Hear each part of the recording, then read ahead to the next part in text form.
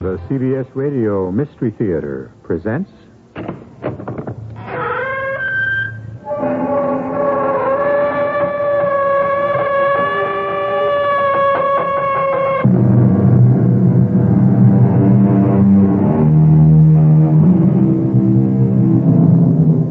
Come in. Welcome. I'm E.G. Marshall.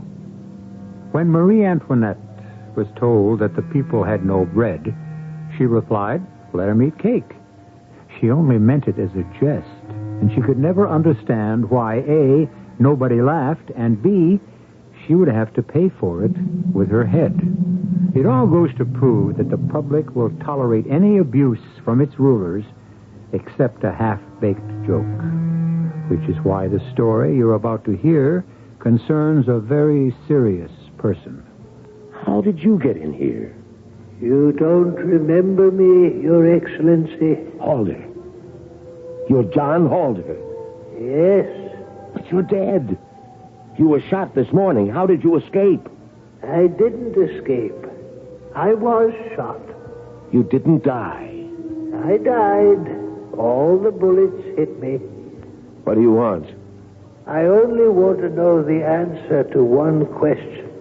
What question? Why didn't you give me justice?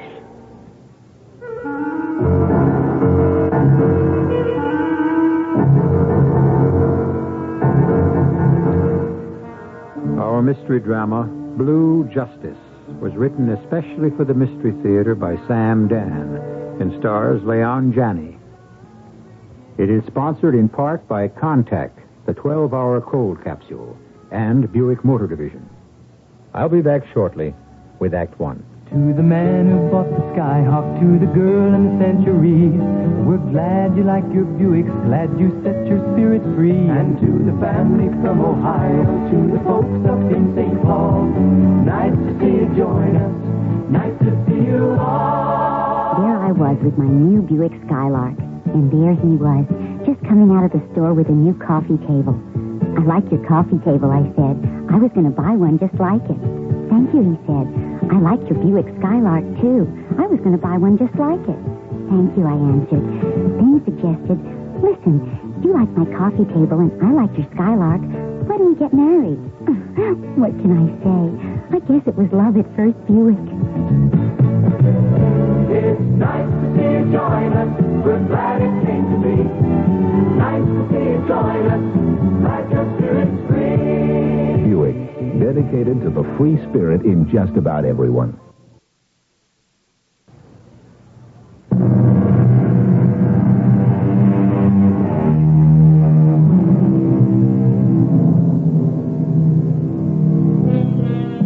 Psychologists suspect we are what we hate.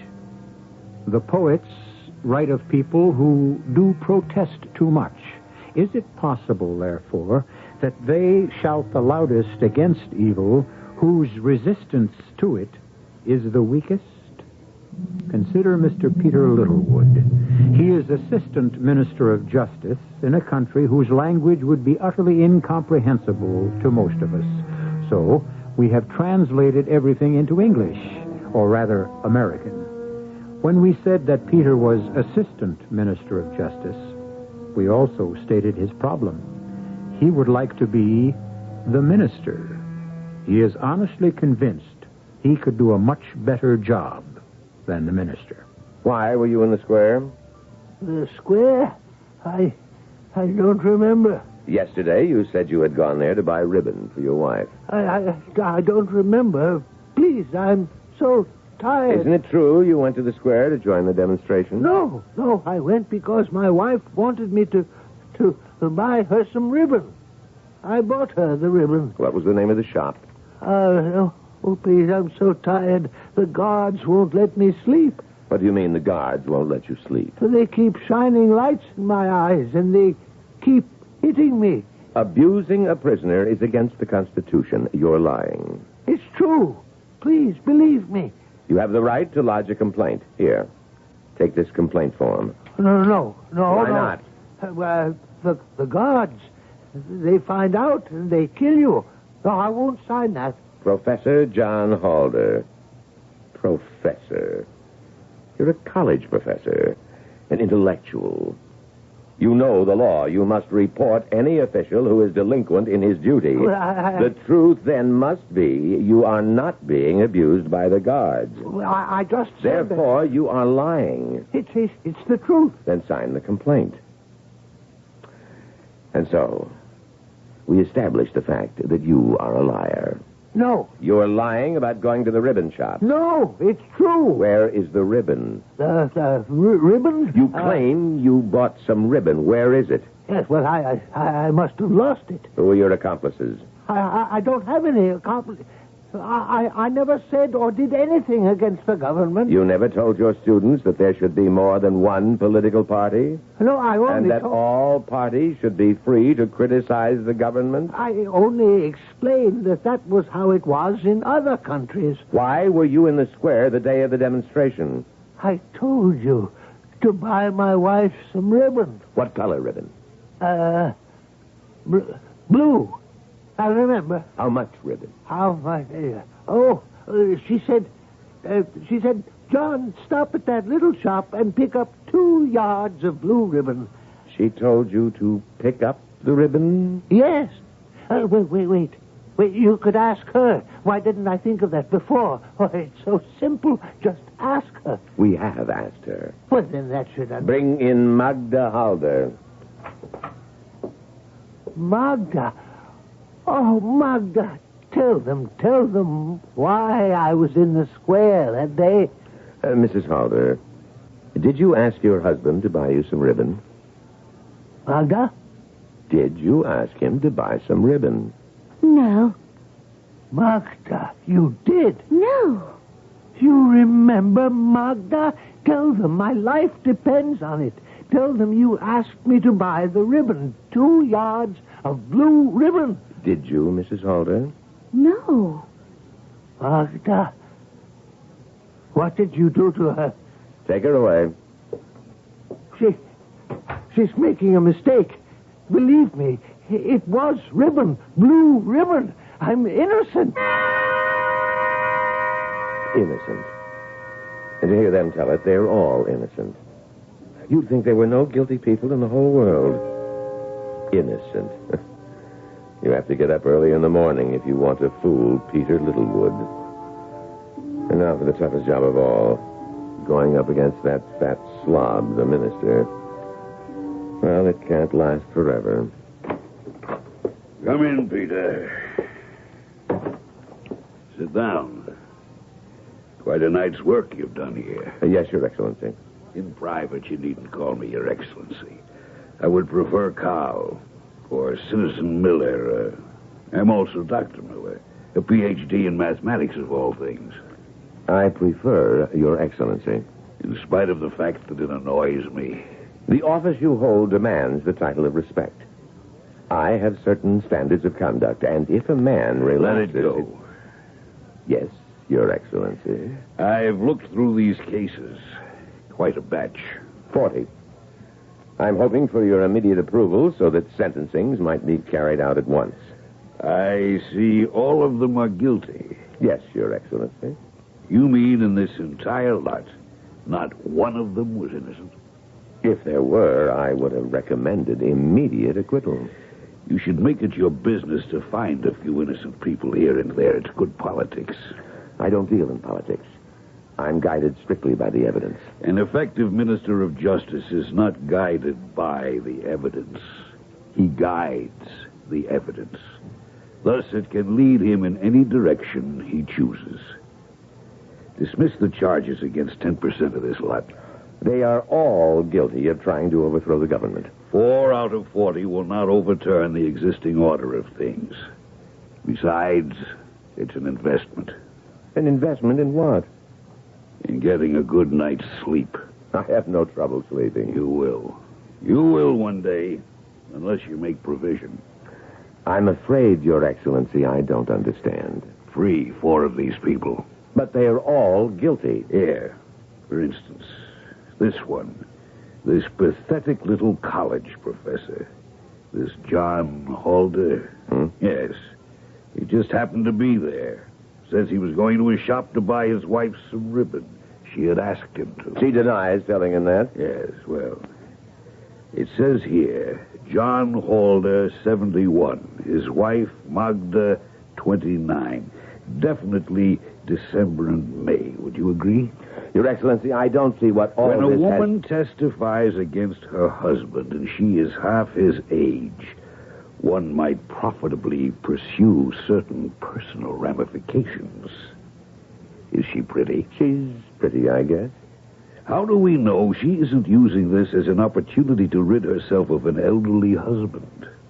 Have we checked to see if there's a friend? The woman testified under oath. She has no criminal record. She has never been in any sort of trouble. I am satisfied the woman is telling the truth. I used my best judgment. Do I have your permission to carry out the sentences? Very well. But remember what I told you about getting a good night's sleep. The trouble with this government is that it's still being run by the Millers. These are people who like to spend a whole day thinking. What's there to think about? It's right or wrong, yes or no, hot or cold, isn't it?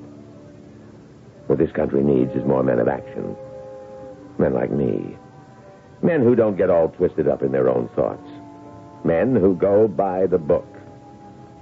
I go by the book. It should all be so simple. Why do people always insist on confusing the issues? How was your day, Alma? As usual. Yours. Nothing out of the ordinary. Are there any plans for this evening? No, I've brought home some work. And so have I. Oh, I hear you're going to receive a medal. Yes. I have increased production at the factory by 10%. Yeah, that's very good. It's my job. Peter, the trial of those demonstrators. Yes? It's all over, isn't it? Yes. They were executed, all of them. Yes.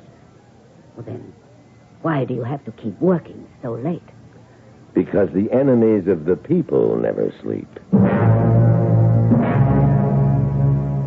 Alma, an ideal wife for a man in my position. She has her own career. She's an engineer and efficiency expert. She makes no demands of me. And we have a very happy marriage. Now, let me see. I have here the dossiers on... Well, I'm so sleepy.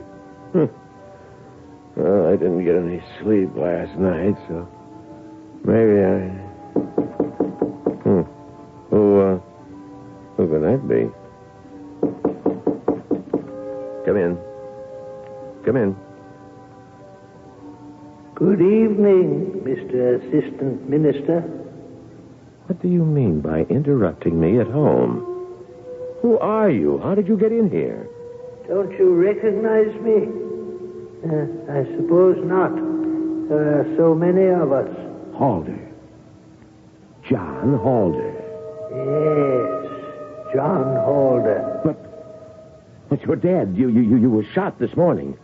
How did you escape? I didn't escape. I was shot. What do you want? Oh, you're angry, Mr. Assistant Minister. Please, don't be. I only want to ask a question. Just one question. Yes.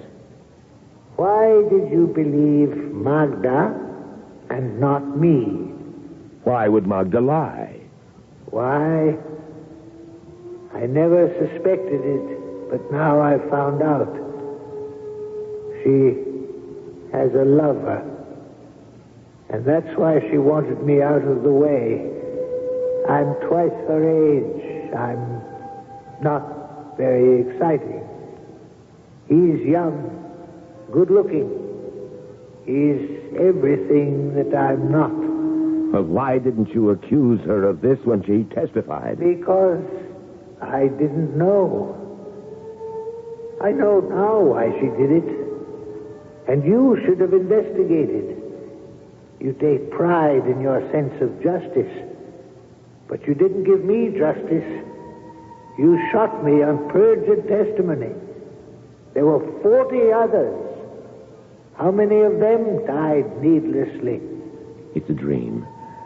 That's all this is, a dream. Does that mean it isn't true? Does that mean my wife didn't have a lover? This is just a dream. Why don't you find out? Peter. No. Peter. No. Are you all right? Huh? What? Oh.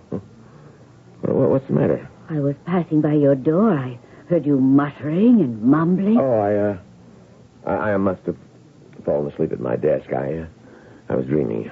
Were you? That's odd. Why is it odd? Because you always say you never dream. Well, I was dreaming this time. Oh? What did you dream about? Nothing. It was something that sounded terrifying.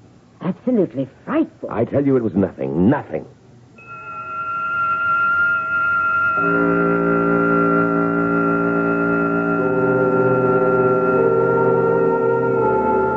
It was nothing. One thing every listener should know by now is when a character in one of our stories says it was nothing, it's a code expression for it was everything. Where are we headed? We are headed toward Act 2. And we've got a special surprise all lined up. In a country with 2 centuries of the most exciting history on Earth, can any one year stand out? Oh, yes, 1876, when the National Baseball League played its very first season, and Alexander Graham Bell made the first phone call ever, and the mountains, mining towns, and citizens of Colorado became our 38th state. And a beer was born in St. Louis, Missouri. It was brewed with only the very finest ingredients and slowly beechwood aged. Its taste, smoothness, and drinkability were, in a word, incomparable. Its fame and appeal spread quickly to all corners of the earth. It was Budweiser, and it still is today. Still beechwood aged. Still brewed proudly by people who care about quality. Budweiser, the king of beers for 100 years. Anheuser-Busch, headquarters, St. Louis, Missouri.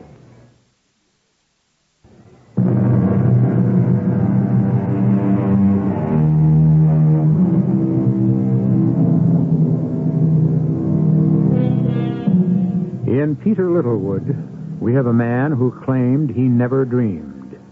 And why shouldn't we believe him?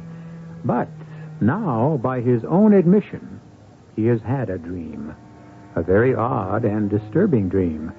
A dream in which a dead man has given him a certain piece of information. Information which has to be checked out, because it could have a profound influence on the rest of his life. Was I really dreaming? And if I was, what was the meaning of that dream? Evidently something is disturbing my mind. It was Miller who planted the idea in my mind that John Halder's wife testified against him because she had a lover. And so I dreamed that Halder appeared to me to verify it. I'm going to face Miller with this. Bring it out in the open. What is it this time, Peter? You accused me of being derelict in my duty. Did I? When? Where? How? When? The other day. Where? Here in this office. How? By not investigating any alleged motive Mrs. Magda Halder may have had for testifying against her husband. Mrs. Magda Halder? Oh, yes, I remember now. That May and December marriage. You suggested she use the opportunity of the demonstration to get rid of him. The fact is, she did testify against him. What other reason could she have? This, Your Excellency, is where we disagree. There is a fundamental difference between us. I believe in my work, while you... Yes? While I what? Tell me. You are a cynical man. I plead guilty. I believe in the people's government. I believe that the overwhelming majority of the citizens of this country also believe in the government. And that's why I disagree with you on Magda Halder. It only required one word, and he would have been alive and free. She condemned him to death. I say she had a reason. And I agree. And the reason was she loves her country more than anything else in the world. Nonsense. Nonsense, perhaps, to you. You don't understand love of country. Is that a fact? I'm speaking freely. You're too wise, the intellectual. In your heart, you despise simple people. I saw that woman's face. I saw the agony. She knew she was sending him to his death, and yet she understood the love of country, the obedience to duty that stands above any personal consideration. She had no choice. You believe this nonsense? Your Excellency, Yes, you do. Well, we disagree. You insist she was doing her patriotic duty, and I claim she was only combining duty with pleasure. I respect your point of view, although I deplore it. And I respect yours. And, of course, neither of us will ever be able to prove he was right. Oh, that's not true. The truth is easily established. How? How? I'm surprised at you, Peter. A resourceful investigator like yourself. You could easily discover the truth. Or are you afraid?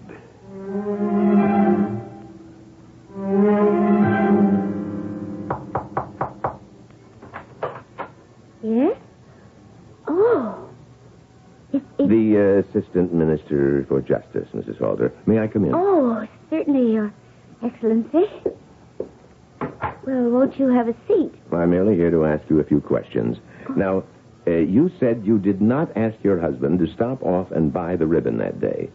You said that under oath. Oh, yes, and it's the truth. I swear it's the truth. You knew what it would mean. Oh, yes. You had no other motive. No. What other motive could there be? I worshipped John Halder. I was his student. I fell in love with him. Oh, he was the most wonderful human being in the world. I loved him. But no one has the right to place personal feelings above the good of the government. I still love him. Maggie, darling, bring me a bath towel, huh? Who is that? Who? It's who? Maggie. Oh, that. Oh, that's my cousin. His apartment, the apartment house burned down and he needed a place to stay. Hey, Maggie, darling. Your cousin? My second cousin. Actually, his family and my family were always so close. It's as if we were cousins. Sweetheart, you out there? How long has this been going on? How long has what's been going on? I advise you to tell me the truth. Well, we've been lovers. I couldn't help myself. Well, John was wonderful, but he was old. He was so old. And I needed... And so you saw your chance to be rid of him. Oh, no. You lied to me. Oh, no, I told the truth. I did not ask him to buy the ribbon. I didn't. You couldn't wait to get rid of him. Well, I know this doesn't look good, but I did nothing to get rid of John, I swear. I told the truth. You're lying. Well, no one can prove it. No one. It's my word against his. It was always my word against his. And now he's dead.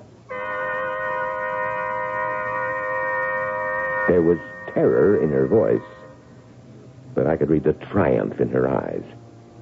What could I do about it? Could I admit publicly that a mistake had been made? Never. The government cannot make mistakes. I could bring charges against her and make her pay dearly. But this would be even more harmful. It would be an admission of incompetence on my part. But that's not the worst of it. What about John Halder? Why did he appear to me in a dream? I'm not a dreamer. Whatever else I may be, I'm not a dreamer. What does it mean?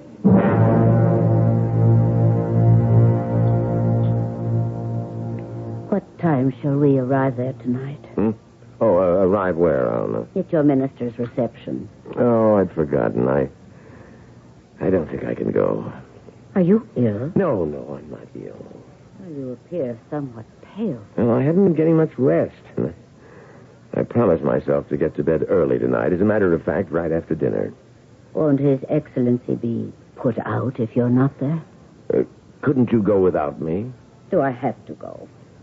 I think it would be good if someone were there to represent me. Very well. No, I know you really don't want to go, but I am very tired. What do you want me to wear? You're black.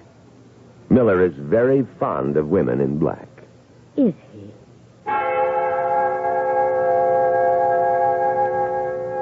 I didn't care about the reception. I simply had to get Alma out of the house. The reception would run from 8 to 12. That would give me a chance to sleep for 4 hours. And if I should dream and talk in my sleep, she wouldn't be here to notice. Good evening, Mr. Assistant Minister. You? Again?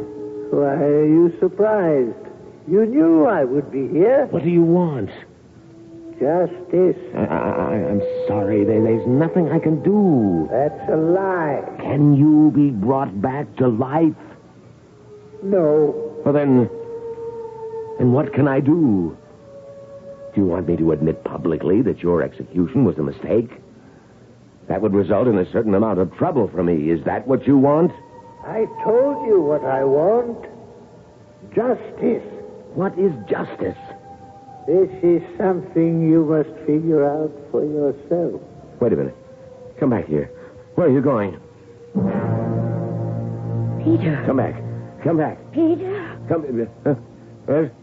Oh, where'd he go? Where'd John Halder go? John Halder? Did you say John Halder? What? Oh, what? Oh, why would I say John Halder? I don't know. You were having a dream again. Oh, no. It was nothing. Did you have a good time? No. Oh, I'm sorry. Perhaps you'd better go back to sleep. No, I don't want any more sleep. I've had my rest. I can go back to work. All right, if that's what you want. Alma, it would be wise not to discuss this with anyone. I mean the fact that I've been having bad dreams. Why would I discuss it with anyone? Well, it's just that I hold a very sensitive position in the government. I think I understand. I looked at her. There was no anger in her voice, just a statement of fact. I don't believe she's capable of anger. She's an engineer, all wrapped up in physics and mathematics. Mathematics. Maybe that's why Miller thinks she's attractive. I don't see it. She's kind of pale and washed out. She doesn't have that animal excitement that, say, Magda Halder has. But I didn't want a woman with animal excitement. I wanted someone like Alma who wouldn't get in my way. Magda. What am I going to do about Magda? She lied. Or did she? Isn't it my duty to find out? Maybe that's what John Halder meant by justice. Truth. The truth, no matter where it leads or who it hurts. I'll have her arrested and make her tell the truth. Peter, you busy? No, Your Excellency. Please come in. You told my secretary you wanted to talk about something special? Yes. About justice. A few days ago, you asked, what is justice? And you answered your own question. You said it was a man-made conceit. I disagree. You have a better answer. Yes. I say justice is truth, and I intend to establish the truth. We have a disagreement about the motives of Mrs. Magda Halder. I want the case reopened. I want her arrested. I'm sorry it can't be done. You mean you won't permit it? Magda Halder is dead. He killed her. He came back and killed her. What are you saying? Oh, nothing at all. You can read about it in this morning's paper. It seems your friend Magda Halder was drowned last night.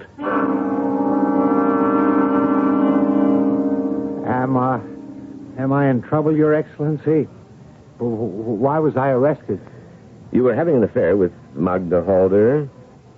Yes, but... Did you ever discuss how convenient it might be to get rid of her husband? Oh, no, never. He was executed as an enemy of the people.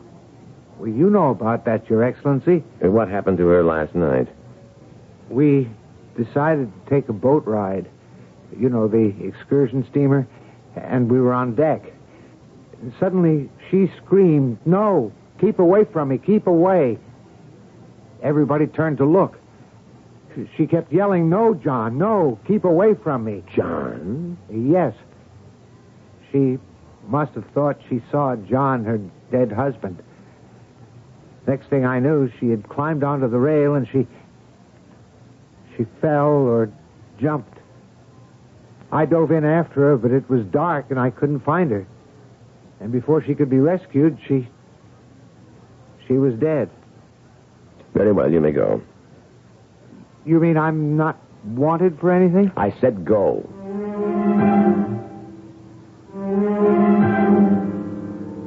Mr. Assistant Minister. What do you want? I told you. Justice. Your wife is dead. You literally scared her to death. Hasn't justice been done? No. What more do you want? Tell me, I see you in these dreams. I'm tired, tense, and nervous. And I let you talk me into all kinds of nonsense. It isn't nonsense. Your wife testified she didn't ask you to buy the ribbon.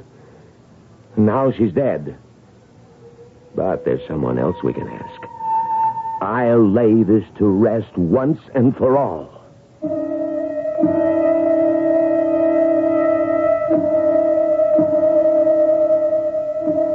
Our friend Peter doesn't have an easy job. Awake, he gets cynical flack from his boss. Asleep, he's persecuted by the ghost of the man he sentenced to death. Wait a minute. Let's pull that last statement back. We say asleep. Peter is persecuted. How can we be sure he's really asleep? Or that John Halder is positively dead? Well, just stick with us. You know we've never led you astray yet, especially in the third act. Until now, a do-it-yourselfer needed a vise to hold his work, a workbench to hold the vise, and the space to fit the workbench.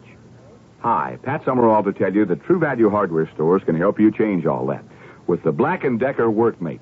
It's a portable all-purpose workbench, vise, and more. It adjusts to hold wedge-shaped objects, pipe, even irregular and bulky items like bicycles for repair. Yet it weighs just 32 pounds and folds to the size of a collapsed lawn chair, so you can take the workbench to the work. See the Workmate portable all-purpose workbench at True Value hardware stores. And while you're there, check out their selection of Black & Decker power tools, like the 3/8-inch power drill. It drills through 3/8-inch steel or 3/4-inch hardwood. It's double insulated for electrical safety, and it's just $9.88. Black & Decker tools are just some of the values at participating True Value hardware stores. True Value. It's more than just a name. It's their way of doing business.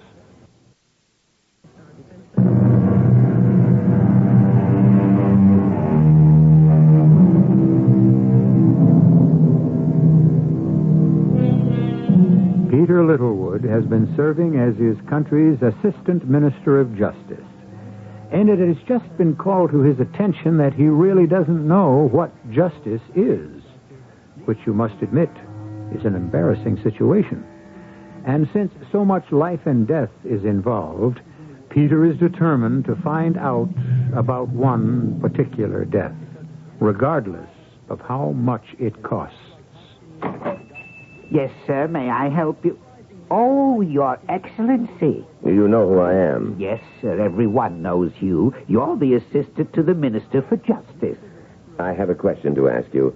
On the day of the demonstration... The demonstration? Oh, sir, I wouldn't know anything. You remember that day? Yes, sir. When we saw it begin, we were the ones who telephoned the police. You could look that up. It must be on their records. The first call came from a lady's ribbon and lace shop. Do you know a Mr. John Halder? Halder? A professor at the university. I don't think so. This is his picture. Yes, sir. Now, on this particular day, do you remember seeing him in your shop? No, sir. If he's a subversive person... Stop that. I want the truth. Don't try to anticipate me. Now, did he buy anything in your shop? That was a very upsetting day. There were so many people in here. Answer. I'm trying. I'll show you my sales receipts. The place was jammed. People were coming in and out. It was one of the busiest days of the year. Then you'd have no way of knowing? And to make things worse, once the police arrived, people became frightened, and they started jamming into all the stores. You know how the police swing their clubs and arrest everyone in sight. They have to do it. I'm not complaining. You didn't see this man? No, sir, I did not.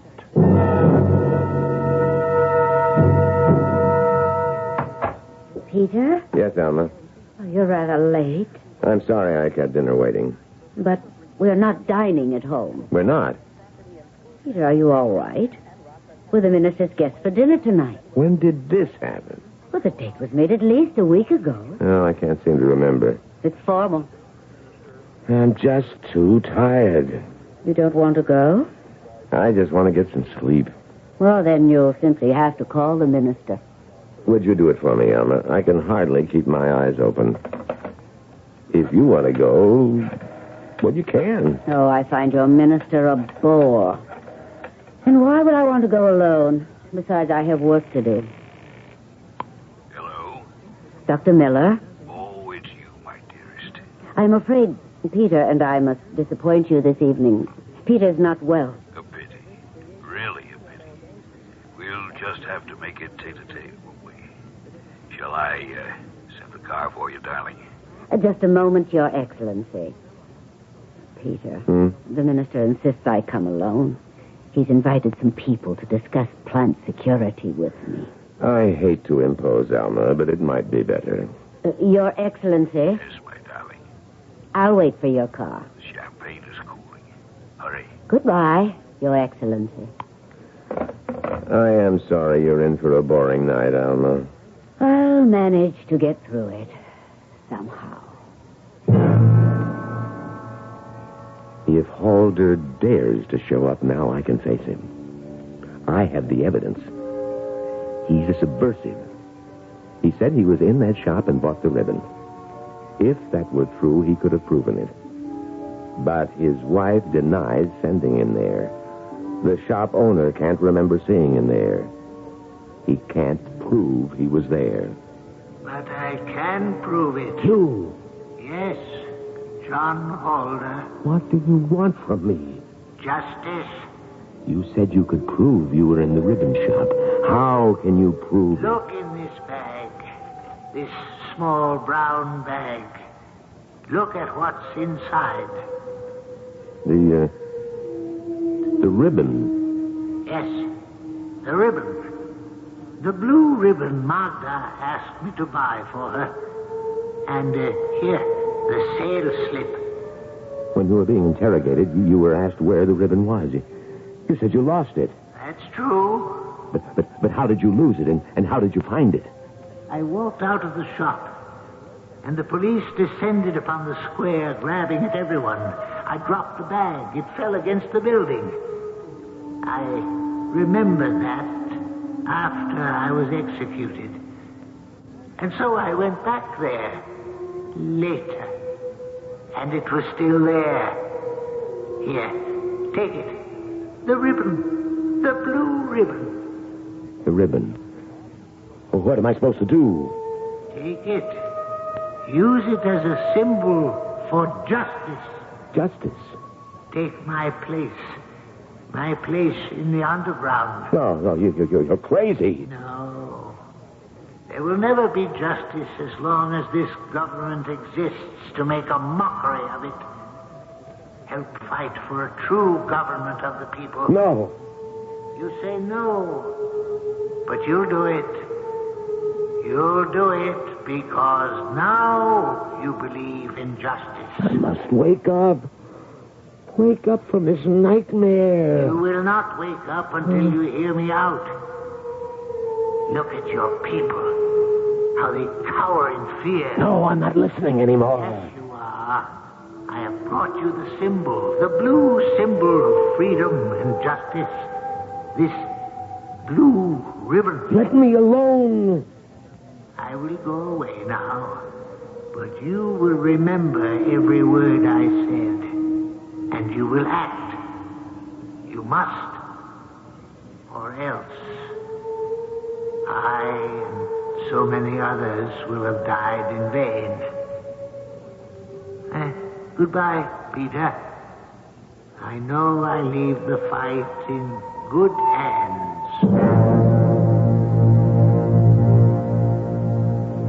Good morning, Peter. Good morning. Coffee? Thank you. Enjoy dinner last night? Oh, it was the usual bore. I am sorry. Well, at least I got a wonderful night's sleep. Oh, well, I'm glad. Oh, did you, by any chance, happen to see some blue... Yes? This is going to sound crazy. I had a dream. Mm-hmm. A dream that someone had given me a piece of... Well, it didn't matter. It was only a dream. And yet it was so real. I half expected it would be there when I woke up. You better see a doctor. Those dreams seem quite ravaging. The dreams are all over. And how do you know? I discovered why I was dreaming. Oh? You see, the dreams were a substitute for action. What sort of action? The right sort of action, which I realize is an answer that leaves you no wiser than before. Well, I shall be late for my office. I wanted to say, wait, don't go. I want to talk to you about an entire change in my life. But I looked at her face. Her sallow face. So devoid of expression. She wasn't the kind of woman you talk to about danger and excitement. Yes? Peter, can you come to my office, please? Well, is it important? I have some documents. It's of the utmost importance. Very well.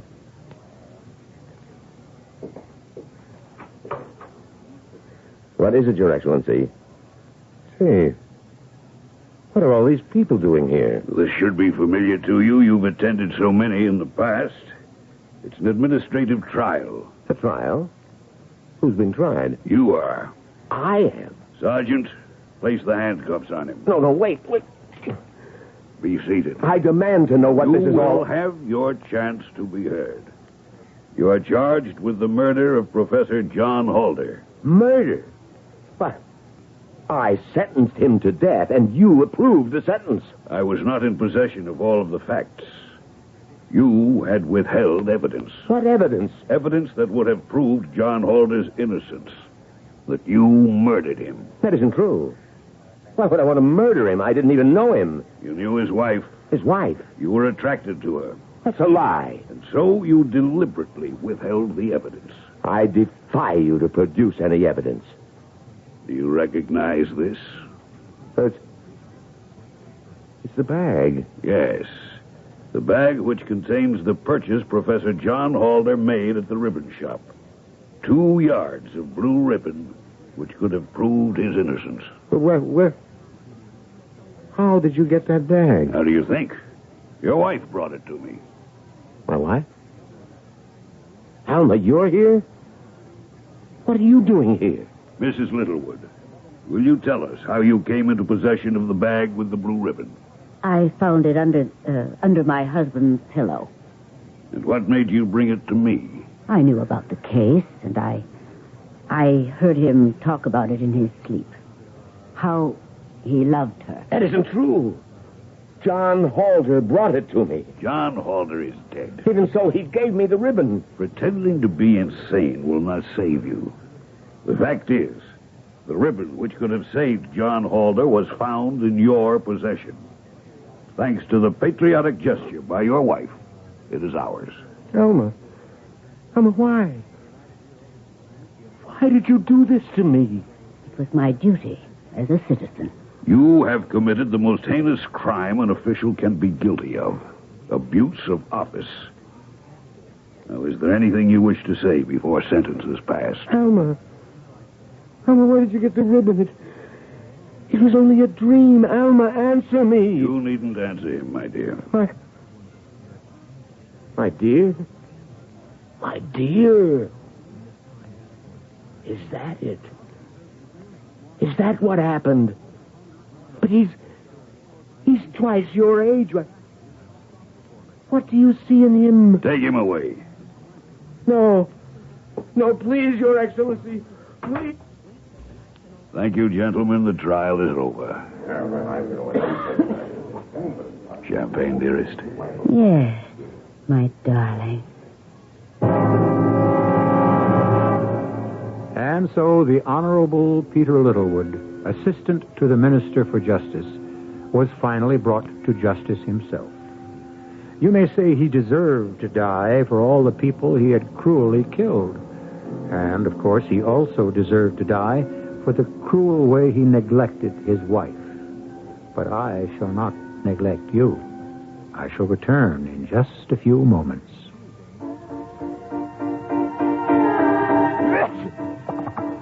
Here in my hand is a little capsule. It's Contact. It contains enough cold medicine to help relieve cold symptoms caused by every known virus. Think about that the next time you're sick. Sneezing, dripping, all clogged up. Then let us help you with real medicine, like Contact. We're number one in the whole world. Give your cold to Contact. Real medicine for real cold. Take only as directed.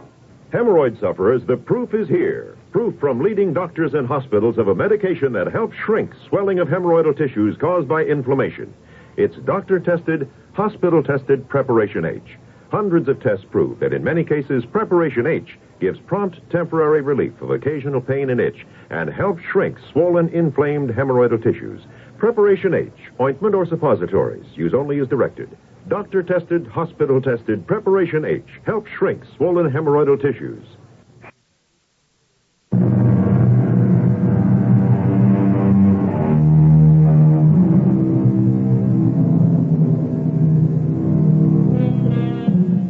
What is justice?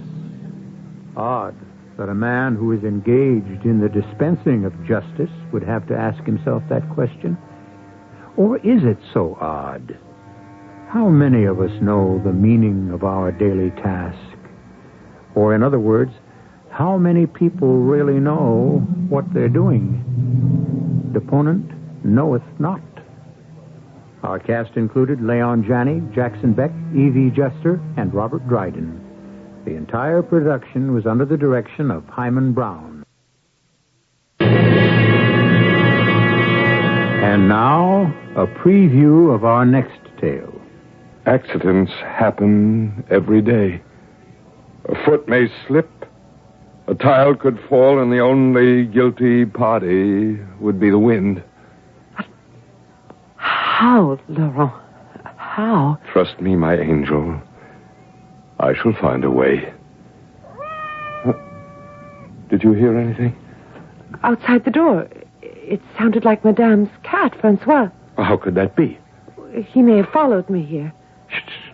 Quiet.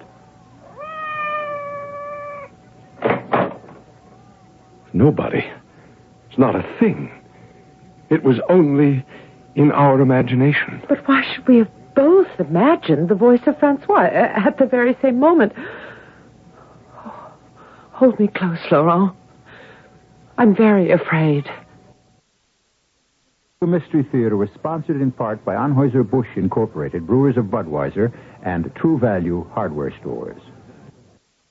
This is E.G. Marshall inviting you to return to our Mystery Theater for another adventure in the macabre. Until next time, pleasant dreams.